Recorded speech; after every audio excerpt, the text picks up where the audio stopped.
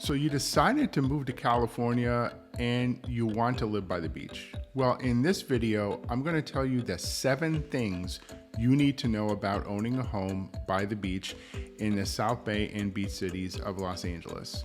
So if you're anything like me, you've probably always kind of dreamt about living by the beach one day. So I lived in South Florida for almost 35 years, including my college years, and I have pretty extensive experience with both the pros and the cons of living right on the beach. So I'm Steve Entry, your source for real estate and community information in the Los Angeles, South Bay, and beach cities. Now, the first thing you're going to need to know about is the maintenance costs of owning a home by the beach. So when I say by the beach, that doesn't necessarily mean right on the Strand, but pretty much most places in the sand sections of Manhattan Beach, Hermosa Beach, and the coastal areas of Redondo Beach, Torrance, Rolling Hills, etc., etc. Living by the water, you're going to have to deal with all the elements. You're going to have to deal with the salt water, the salty air that blows well inland with that salt spray and fine salt particles that are carried inland by the wind. And this really takes a toll on your house. So back in Florida, we call this the salt fog, and it can take a toll on anything it comes into contact with. Your home, your car, lampposts, traffic signs, everything. So not only did our condo building back there need to be completely repainted every few years, but about every 10 years, they actually had to drill off parts of the balconies to restore the rebar support.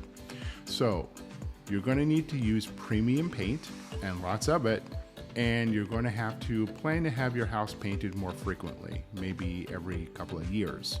So this sea salt can really mess up the railings, the deck boards. You're going to have to refinish those more frequently.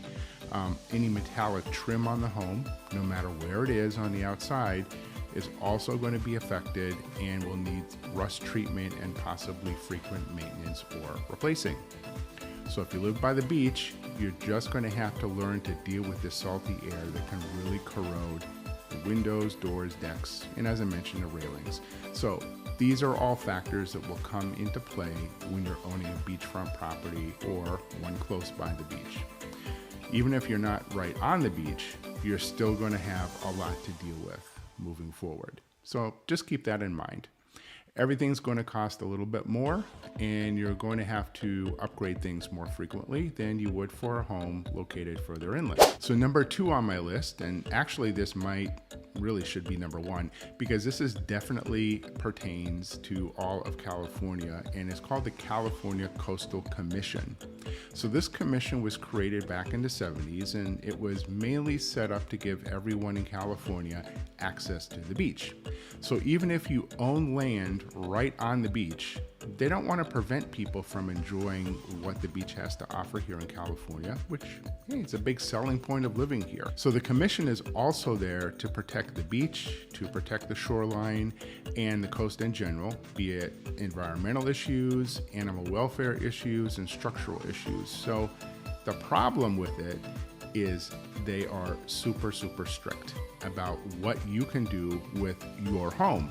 So even if you put up a palm tree that wasn't supposed to be there and it's blocking someone's view of the beach, or you add a gate that's not there just for protecting people, or if you want to change your balcony or your front porch, you have to get permission and permits from the California Coastal Commission. And they can be very strict on things and really very difficult to deal with. And that makes minor repairs or changes to the home potentially very expensive or troublesome. So it could be the smallest thing you would never even think of, like changing a patio cover in your backyard or your front yard, and you have to go get permission. They have people that will go through neighborhoods looking for homeowners that have violated this, and they can fine you lots and lots of money. I've heard of someone who got fined $4 million for adding a gate to the side of their house. So just keep that in mind if you're looking to buy a fixer-upper, maybe along the beach, and you're planning on making a lot of changes to it. You're going to have to deal with the California Coastal Commission, and it can be a real pain in the rear. So just know what you're getting into before you plan to go and do that. Number 3, something we have to deal with all over California. Usually we have to worry more about fire insurance these days, but if you live along the coast, you obviously have to worry about flood insurance. We don't really have tropical storms or hurricanes here for the most part, but you do have to take these things into account. Insurance is already definitely a very expensive thing here in the Los Angeles metro, and it's only getting more expensive by the day. The closer you are to the water, well, the lower the fire risk, but the higher the flood risk, and vice versa. So it's definitely a catch-22. And this goes hand in hand with our next topic, which is natural disasters. So like I said, we don't really have hurricanes or tropical storms, but we do have earthquakes, which could lead to tsunamis. So I think there have been maybe 13 tsunamis over the last 150 years here in Southern California. And that might not sound like a lot, but it only takes one tsunami to create a big problem for a lot of people and the homes here in the South Bay and Beach cities, or really anywhere along the Los Angeles metro coastline. So we haven't had one in a while. I think the last one we had, or at least the potential of one, was back in 2008. I think there was like an earthquake somewhere in the Pacific Ocean that caused what wasn't necessarily a tsunami. I'm not sure what levels of tsunamis are, but it definitely caused a lot of waves and issues. So this is something you're going to have to live with if you're going to live on a beach property here. So hopefully we never have a big tsunami that hits the coast, but it's definitely a possibility. Another issue we have to deal with here in California and the beach cities specifically is beach erosion and climate change. So they say that by the year 2100, we might lose 3/4 of our beaches here in Southern California. And that's somewhat ironic given the huge sand dunes we used to have along the Manhattan Beach coast long ago.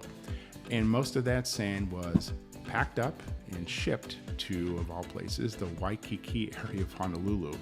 So just keep that in mind when you visit Waikiki. Some of the sand you're walking on is actually from Manhattan Beach. Now, the closer you are to the beach, the better it may seem, but each and every year you might be losing a little piece of that beach. So you might want to consider living a little farther away, maybe have an ocean view, but not be right on the beach, because this problem seems to be only getting worse over time. It's definitely something that you'll have to deal with at some point. But hey, remember, because of the hills that run down the spine of the beach cities from Manhattan Beach through Hermosa and Redondo, you can still have a beautiful ocean view without many of these risks and headaches. So another thing you should also check out, because a lot of times when people buy beach houses or beach condos or whatever, it might not be your primary residence, and that's Airbnb restrictions. So buying Airbnbs for vacation rentals has been a very popular thing over the past few years, and because of that, many cities have decided to slap significant restrictions on short-term rentals. So just check your local jurisdictions and make sure that you're well aware of what the rental restrictions are, the zones where they're allowed, and the registration requirements. Now, last but not least of the things that you need to know about if you buy a house on the beach, privacy. So if you're living right on the beach and there's public access to the beach, your privacy is probably going to be somewhat limited, especially if the Coastal Commission doesn't allow you to build huge fences to block people's views. So people may be walking right by the back of your house or your condo or whatever, and if you're a very private person, beachfront properties may not be the best spot for you unless you have a very private section of the beach. And this is especially true along the Strand, where literally everyone, whether they're walking, biking, playing volleyball, surfing, I mean, even the dolphins swimming offshore can literally see right into your house. So of course, the Strand is one of the most desirable and expensive areas to live in the beach cities. But to get that beach frontage, you have a major trade-off of privacy. And if you add privacy by covering up all your windows, you can't see out. And then, like, what's the point of living on the Strand in the first place if you can't see the water? So in my personal view, a home on a larger lot up in the Manhattan Beach Hill section, as an example, will give you a similar home with an amazing view of the beach and ocean and save you a few $1,000,000 in the process, while keeping your property not only private, but quiet, without the hordes of tourists, the bikers, the joggers, etc., all parading outside your back door all day long. That is my list of the 7 things you need to know about buying a home on the beach or close to the beach in the Los Angeles, South Bay, and beach cities. Hopefully you all found it helpful. If you are ever looking to buy or sell property here in the South Bay, I would clearly love to help you with that, and my contact information is up on the screen right now and also down below in the video description, along with links to find homes for sale in our community. So thank you for watching, and please remember to comment below, and if you found this video helpful, don't forget to like and subscribe. See you on the next video.